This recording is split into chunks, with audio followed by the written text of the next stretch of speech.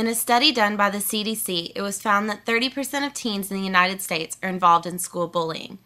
That is over 5.7 million children who are either a target, bullying classmates themselves, or more often, both. This is a problem we are familiar with, and parents hope that their children can find solace and protection at home. But what if this followed them home? As we progress deeper into the 20th century, children are using communication technology more and more to connect with their peers.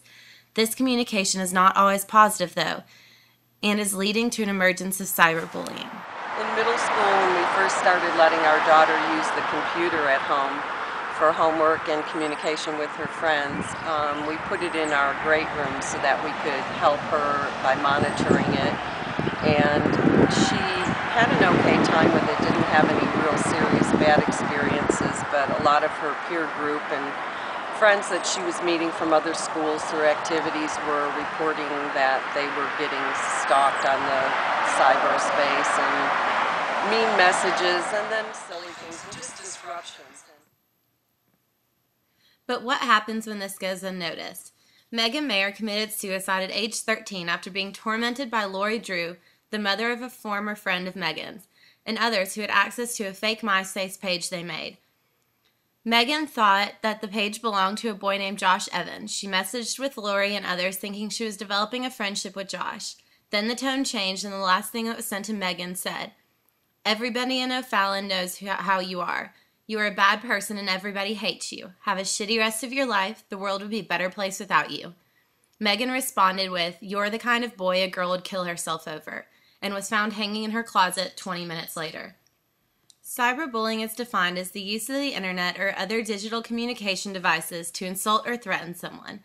It is the school bathroom wall of the 20th century. This is something that can be frightening to parents because it is difficult to monitor youth and it involves technology they might not be familiar with.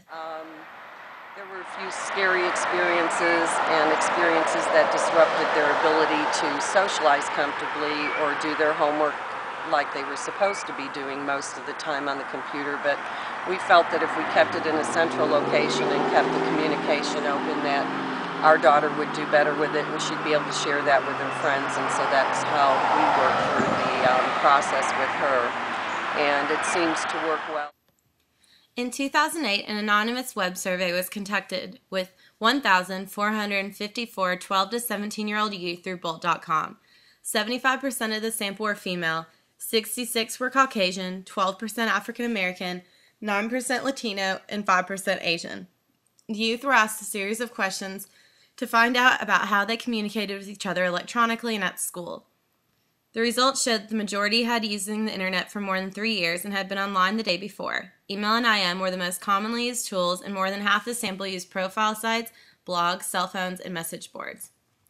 72% reported having at least one incident of cyberbullying, and 77% reported a minimum of one situation of bullying at school. So what can be done about these scary statistics? 90% of the youth reported not telling adults about the cyberbullying, mostly because they felt they needed to deal with it themselves or were afraid of restrictions being put on their usage. There is a correlation between being bullied in school and being bullied online. Therefore, electronic communication devices are not the cause of the problem. They are just a tool.